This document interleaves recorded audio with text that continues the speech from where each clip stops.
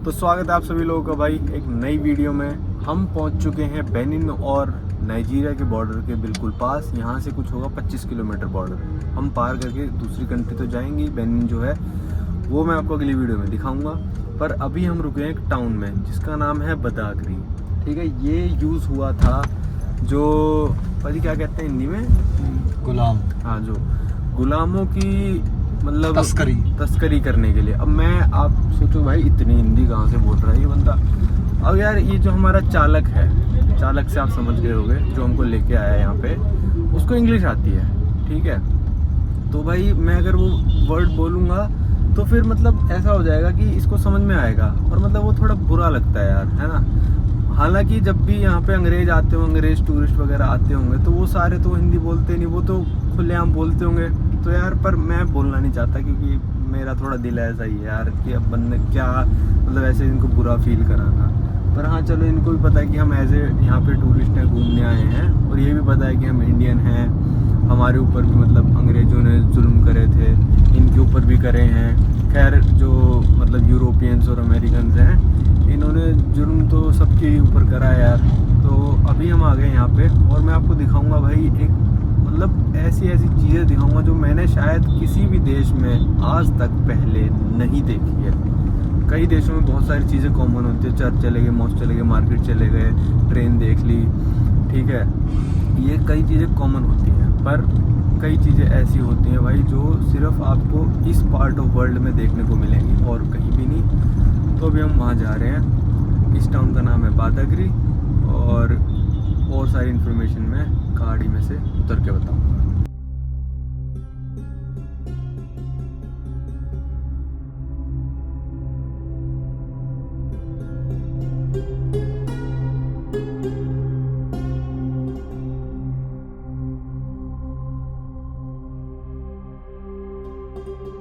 तो भाई यहाँ पे ना 3 म्यूज़ियम है, जिसमें से हम पहले में आ चुके हैं, और यहाँ पे जो ये चार्ज करेंगे मैं आपको बता देता हूँ, क्योंकि इनका कोई फिक्स प्राइस नहीं है, जिससे जितने मिल गए ले लेते हैं। तो अंदर चल के देखते हैं क्या क्या हमको देखने को मिलता है। तो स्वागत है आप सभी लोगों का भाई यहाँ पे एक म्यूज़ियम में, और मैं यहाँ पे आपको बताऊँगा कि भाई स्लेव से कैसे ट्रीट करा जाता था, कैसे बेचा जाता था, कौन खरीदने आता था, उनके साथ क्या क्या होता था। पूरे बदागरी में 6 पॉइंट इंटरेस्ट के हैं, जो कि हम 6 के 6 सारे विजिट करेंगे इस वीडियो में। तो भाई ये है पहला म्यूज़ियम, और यहाँ पे दिखा रखा है कि यहाँ से भाई कपड़ा, दारू, हथियार लेके यहाँ आते थे, और यहाँ से स्लेव को लेके चले जाते थे इनके बदले, और यहाँ से फिर वो जाती थी कॉफ़ी वगैरह, इनके मतलब एक्सचेंज के तौर पे जाते थे। यूरोपियंस के लिए ना अफ्रीका ये था स्लेव कोस्ट, ये नाइजीरिया है, यहाँ पे स्लेव मिलेंगे। घाना के पास था गोल्ड कोस्ट, यहाँ मिलेंगे गोल्ड सबसे ज़्यादा, मतलब स्लेव यहाँ से भी आते थे पर यहाँ पे सबसे ज़्यादा मिलेंगे गोल्ड। आइवरी कोस्ट जो कि आज कंट्री है, यहाँ पे बहुत सारे हाथी होते हैं, तो इसको कहते थे आइवरी कोस्ट। सियरा लियोने को कहते थे ग्रेन कोस्ट, क्योंकि यहाँ पे सबसे ज़्यादा व्हीट की पैदावार होती थी। तो यूरोपियन इस नज़रिए से देखते थे। अब जैसे ये मास्टर है, इसने ये स्लेव खरीद लिया, तो ये क्या करता था, इसकी पीठ पे अपना नाम खुदवा देता था। ठीक है, ये लेडीज़ के पीछे होता था और आदमियों के आगे नाम खुदवाया जाता था। और क्या होता था, जैसे ये फादर है, ये मदर है, ये चाइल्ड है, तो इसको अलग देश भेजा जाएगा, इसको अलग देश भेजा जाएगा, बच्चे को अलग देश भेजा जाएगा। ये आप देख रहे हो गन्स, इस गन के बदले 40 जीवित लोगों को ट्रेड किया जाता था। एक गन ब्रिटिशर्स या फिर गोरे लोग जहाँ से भी आए हैं वो देते थे, और 40 जिंदे लोग उनको मिलते थे एक गन के बदले। तो ये सोच लो यहाँ पे 160 लोग लटके हुए हैं। अभी आप देख रहे हो असली बेड़ियाँ, जिससे लोगों को बांधा जाता था, उससे बांधते थे। मेल लोगों को थोड़ी मोटी आपको दिखेंगी वो, उससे बांधते थे। बच्चों को थोड़ी छोटी दिखेगी, ठीक है, ये भी मेल के लिए, ये फीमेल के लिए थोड़ी पतली दिखेगी आपको। तो ऐसे इन लोगों को, इनसे असली हैं और ये बिल्कुल ओरिजिनल, इनसे बांधा जाता था। ऐसी एक विस्की की बोतल, जिन की बोतल की बदले 10 स्लेव मिलते थे। ये करेंसी है जो पोर्चुगीज़ बंदों ने बनाई थी। इस एक करेंसी के बदले, मतलब उस टाइम पे ऐसे होता था कि ये वो है जो आज के नोट हैं, इसके बदले 3 स्लेव मिलते थे। ये आप देख रहे हो पोस्टर्स भाई, जिसमें लिखा है कि मतलब। और ये पोस्टर पता है किसने बनाए हैं? ये काले लोगों ने बनाए हैं। अब ये भी ब्लैक और वाइट कह ही रही है जो हमारी गाइड है ना, तो मैं इसलिए मैं भी वर्ड यूज़ कर रहा हूँ क्योंकि इनको भी शर्म नहीं है। तो मैं भाई मतलब वीडियो में अगर आपको ऐसे इशारों में समझाऊंगा तो वीडियो बहुत अजीब हो जाएगी। तो ये काले लोग लगाते थे पोस्टर कि हमारे पास 158 स्लेव्स हैं, ये हमारे पास ये 3 स्लेव है जिनका नाम ये है, ये काम कर लेते हैं लोग, ठीक है। प्राइम गैंग ऑफ 25 मतलब निग्रोज ये है हमारे पास, जो कि मतलब कॉटन की खेती करते हैं, इनके नाम ये हैं। तो जिनको चाहिए वो गोरे देखते थे, अच्छा ये अवेलेबल हैं, चलो लेके चलते हैं इनको।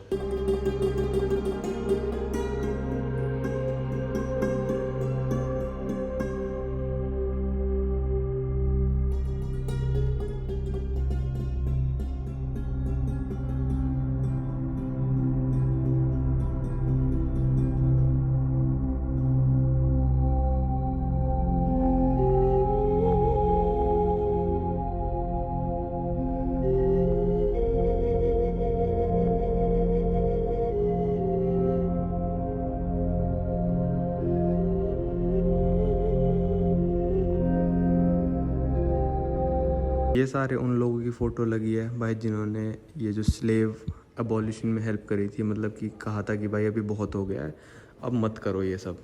तो इसमें कई वाइट लोग भी हैं, कई ब्लैक लोग भी हैं। ऐसे पोस्टर थे भाई, एंटी स्लेवरी मीटिंग्स वगैरह वगैरह। आप वो वाले पोस्टर देख रहे हो, मान लो कोई स्लेव भाग गया तो उसके लिए इनाम रखते थे गोरे कि भाई इतने रुपए हम आपको देंगे, अगर इतने डॉलर देंगे अगर आप ढूंढ के ले आओ। तो पर ये बता रहे हैं कि अगर कोई ढूंढ के ले भी आता था तो उनको कुछ नहीं मिलता था। ये आप देख रहे हो एक कुत्ता जिसको मतलब ट्रेनिंग दी जाती थी कि भाई अगर तुम मतलब कोई भागता हुआ मिले ना तो उसका सीधा गला काट लो। ये आप देख रहे हो भाई कि पनिशमेंट ऐसे नहीं देते थे कि एकदम से मार दिया बंदे को, तड़पा तड़पा के मारते थे भाई, कैसे लटका दिया, कैसे बांध दिया, कोड़े बरसा दिए। तो मतलब इस बंदे को देखो कैसे बांध दिया। तो मतलब आसानी से नहीं मारते थे, बिल्कुल तड़पा तड़पा के मारते थे। अब ये चीज़ें भाई इंडिया में भी हुई होंगी जब अंग्रेज़ों ने राज किया होगा इंडिया पे। ऐसे दिखते थे स्लेव शिप, मतलब जिसमें गोरे लोग आते थे और स्लेव्स को लेके जाते थे। अब इसमें क्या है, ऊपर वो जो मास्टर रहता था, मास्टर मतलब जो गोरा लेने आया, और इसके अंदर स्लेव्स बैठे होते थे, मतलब बैठे क्या लेटे होते थे, मतलब पूरा पैक करके लेके जाते थे। और अगर उनके मतलब शिप में मतलब जगह कम हो गई या फिर मतलब भारी हो गया, शिप को तेज़ चलाना है, तो इनको पानी में फेंक देते थे क्योंकि इनके लिए तो कुछ वर्थ नहीं है ये। तो ये रहा भाई पानी पीने के लिए पॉट। और इन्होंने बताया कि स्लेव को एक बार दिन में 18 घंटे काम करते थे वो, और 18 घंटों में एक बार पानी पीने की इजाज़त होती थी। 100-200 स्लेव आके इसमें से पानी पीते थे। और देखो जैसे लोहे का बना है, ठीक है, किसी का गला कट गया, किसी का कुछ कट गया, खून निकल गया, खून गिर गया, इसमें कोई ऑप्शन नहीं होता था, पानी पीना है तो इसी में से पीना है जिंदा रहने के लिए। ये आप देख रहे हो स्लेव गैंग। इसमें क्या होता था भाई, सारे इनके बेड़ियाँ बंद रखी हैं, ठीक है। अब मान लो कोई स्लेव बीच में गिर गया, इस बंदे की तरह रिप्रेजेंटेशन है, गिर गया एक बंदा, तो उसको उठाते नहीं थे, ये अब यूजलेस हो चुका है, इसका गला काट देते थे, बेड़िया खोल के फेंक देते थे। अगर इसको भाई आज़ाद कर दिया तो ये क्या करेगा, अपने गांव जाएगा और बताएगा वहाँ तो ऐसा ऐसा होता है। तो फिर इसको यहीं पे मार देते थे, ऐसे चलते चलते कोई गिर गया। अब यहाँ होती थी भाई इंस्पेक्शन एंड सेल। भाई मतलब सारे स्लेव लाइन में खड़े हैं, गोरा बंदा उनको चेक कर रहा है कि अच्छा ये हमारे काम का है या नहीं है बंदा। ये हैं रिजेक्टेड स्लेव, जैसे जिनकी हड्डी वड्डी निकली हुई है, कमज़ोर हैं, इनको कोई नहीं लेके जाना चाहता, तो इनको रिजेक्ट भी कर देते थे। तो भाई ये आप कुआं देख रहे हो, इस कुएं में से भाई स्लेव जो थे उनको शिप पे चढ़ाने से पहले ना पानी पिलाते थे। और कहते ऐसा है कि जैसे जो बंदा इसमें से पानी पी लेता था ना, वो अपने पास्ट के बारे में, मतलब अपनी इस ज़िंदगी के बारे में सब कुछ भूल जाता था और वो नए माइंड के साथ शिप पे चढ़ता था। ये मैं आपको कुआं अभी दिखाऊंगा, असलियत में अभी भी है। ये मेरे पीछे आप देख रहे हो नाइजीरिया का पहला 1 मंजिला घर। तो ये मैं घर के अंदर जा रहा हूँ, जो नाइजीरिया में था पहला मंजिला घर, ठीक है। इसका हमको टूर दिया है अभी।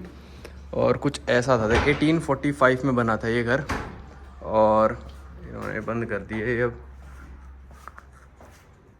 और ये 170 साल हो गए, ऐसे का ऐसा ही है अभी तक। ये ब्रिक तब सारी चीज़ इंग्लैंड से लेके आए थे। और यहाँ पे फर्स्ट इंग्लिश टीचर आया था भाई, ये देखो पूरा घर दिखा रहा हूँ मैं आपको। फर्स्ट इंग्लिश टीचर आया था वो थे ये टीचर्स का कमरा था। 1945 से 68 तक पहला स्कूल खुला था नाइजीरिया में। तो सोच सकते हो आप बदागरी कितना मेन टाउन था। और इस घर के जो बनाने की कॉस्ट आई थी ना, वो 325 पाउंड आई थी। Wood, 50 kobo. Wood of 5 nairas. Okay, that time also the that currency time. was naira. Yes. Yes. So this is. Okay. Can you open this also? भाई सेफ है, पुराने सिक्के पड़े हैं देखो। अच्छा, ये भी पुराने सिक्के पए हुए हैं।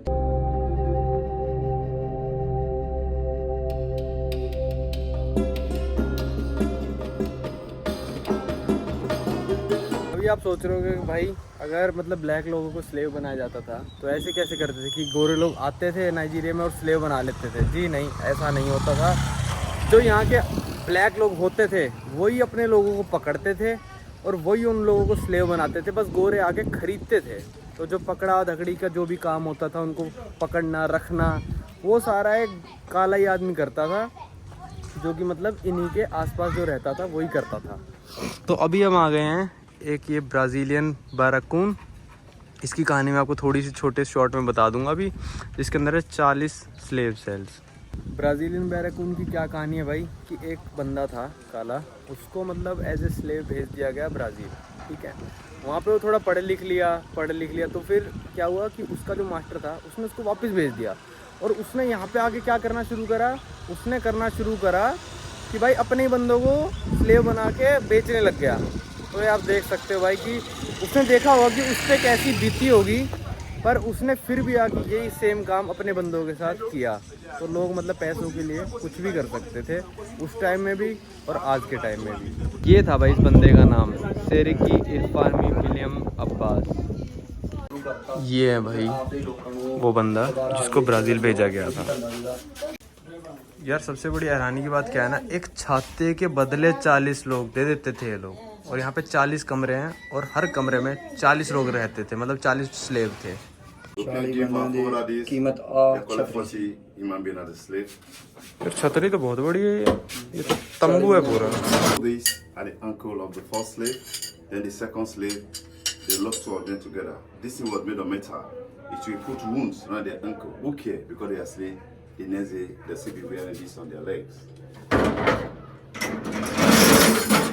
It's called waist chain.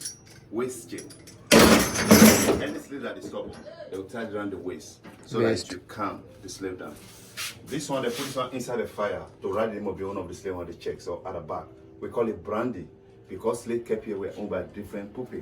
क्या था ना भाई, ये एक कमरा था, ठीक है। वहाँ पे अंदर 40 लोग रहते थे और बहुत ही छोटा कमरा है वो। एक बंदे को बाहर निकालते थे, यहाँ के गोरा चेक करता था उसको किस फिट है या नहीं है। तो भाई मैंने जैसे बताया ना कि यहाँ पे इस बंदे ने आके स्लेव बेचने स्टार्ट कर दिए। तो 2 कमरों में तो अभी इन्होंने म्यूजियम सा बना दिया छोटा सा, ठीक है। और उन 38 कमरों में या तो यहाँ के लोकल रहते हैं या उस बंदे का परिवार जो मतलब जनरेशन कंटिन्यू होता गया वो अभी भी रहते हैं। और एक बात मतलब एक प्राउड वाली बात ही कर रहे हैं कि ऐसे ऐसा करा था इस बंदे ने, ये राजा था और उसको मतलब बिल्कुल शान से यहाँ पे दफनाया भी गया है। तो मतलब ये बुरा नहीं मानते मेरे को लग रहा है। ये देखो भाई ब्लैक फ्राइडे सेल जो आज फेमस है, वो मे भी यहाँ से फेमस हुई हो, मैं श्योर नहीं हूँ, पर मे भी यहाँ से फेमस हुई है। देखो यहाँ पे नाम लिखा होता है Negro boy John 7 year old, उसका $300 प्राइस है। आखिरी जो स्लेव शिप था वो गया था 1888 में बादागरी से बाहिया जापान, वो जापान कह रहा हूँ ब्राज़ील में है। ये था वो शिप और इसके बाद स्लेवरी यहाँ पे अबॉलिश हो गई, पर मतलब चलती ही होगी एक तरह से, पर एक तरह से बंद हो गई थी। इसके बाद कोई शिप यहाँ पे नहीं आया था। तो ये है वो तो भाई जिसके बदले आपको देने पड़ेंगे 100 जीवित आदमी, और ये गोरे लोग ये तोप दे के जाते थे। ये हम बोट लेके जाएंगे भाई समुंदर किनारे, जहाँ से आपको मैं दिखाऊंगा कि भाई स्लेव असली में कहाँ से जाते थे।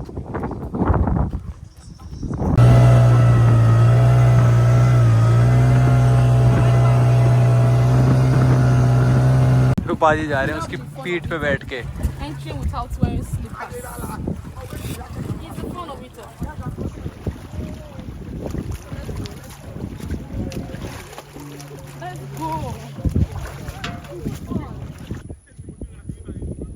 down to the point of no return. This is not the point of no return.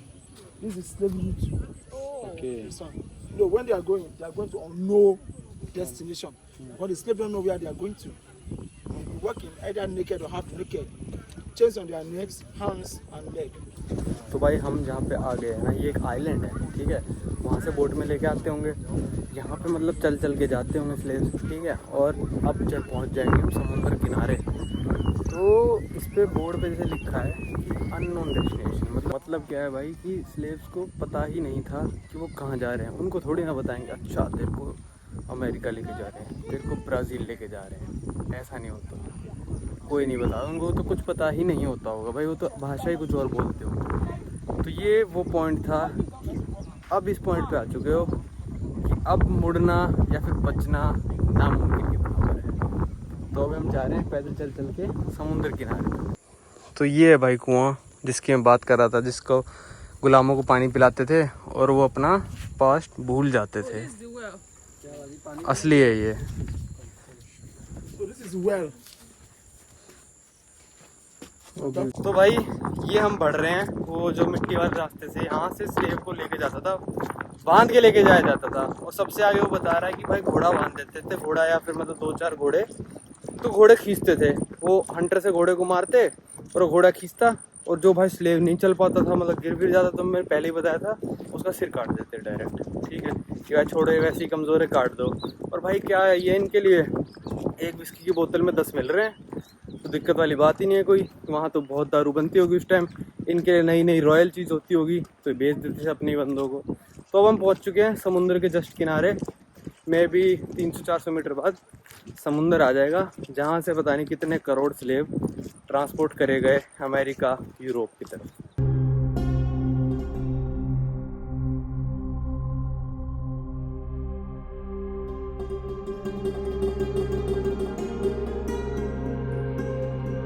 भाई यहाँ पे लेके आया जाता था सारे स्लेव्स को और यहाँ से बिठा देते थे शिप में। ये जो बना रखा है ये अभी बनाया शायद गवर्नमेंट ने, पर ऐसा ही रैंप होता था क्योंकि शिप तो ऊंचा होता है, तो उसमें चढ़ा देते थे लोगों को। और यहाँ से जो बंदा एक बार गया वो कभी लौट के वापस नहीं आया। वो ब्राज़ीलियन बंदे के अलावा जो मैंने वीडियो में बताया, मतलब ब्राज़ीलियन नहीं अफ्रीकन था, जो ब्राज़ील गया और थोड़े सालों बाद वापस आ गया। तो कैसी जर्नी होती होगी, यहाँ से 3 से 6 महीने उनको जाने में लग जाते होंगे अपनी डेस्टिनेशन पे, जहाँ पे उनको गुलाम बना के मार मार के काम कराया जाता होगा।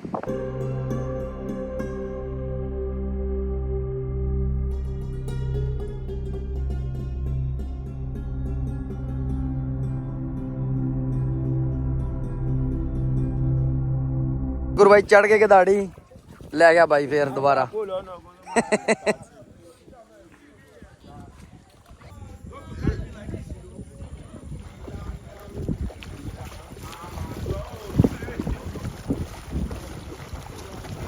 तो भाई बादागिरी से हम निकल चुके हैं, अभी भी बॉर्डर है 30 किलोमीटर और यहाँ पे हमको काफ़ी टाइम लग गया यार। और मैं सजेस्ट करूँगा कि यहाँ पे आप जो भी म्यूज़ियम आ रहे हो उसमें से 2 विज़िट करो, 2 हमको सही लगे, एक ब्राज़ीलियन वाला और एक जो सबसे पहले गए थे वो वाला, वो दोनों सही थे, उसमें सारी आपको इन्फॉर्मेशन मिल जाएगी। फिर आप चले जाओ पॉइंट ऑफ नो रिटर्न पे, वो सही है, ठीक है। अब अगर इसमें कुछ डिस्काउंट मिलता है तो हमको जो हमसे दोनों से मिला के लिए 26,000 नायरा इस टाइम के रेट के हिसाब से, इस टाइम का रेट कुछ बन रहा है $36 उन सब का, तो 2 बंदों के $36 लगे हमारे। और भाई आप वहाँ से लागो से कार वार लेके आओगे वो आपके हेड है, वो कैसे भी आओगे, यहाँ पे सिर्फ टूर के पैसे थे। अब हम निकल चुके हैं बॉर्डर की तरफ। थोड़ा सा यहाँ पे ट्रैफिक है, थोड़ा आगे जाके छट जाएगा ट्रैफिक, क्योंकि ये शहर है काफ़ी बड़ा सा है, इतना बड़ा भी नहीं है पर ठीक है, इसमें ठीक ठाक लोग रहते हैं। और ये लोग, इनकी आदत है भाई, जाम तो ये लगा ही देते हैं, खाली सड़क पे भी लगा देंगे जाम। तो चलते हैं। अभी तक हमने किसी को रिश्वत नहीं दी है,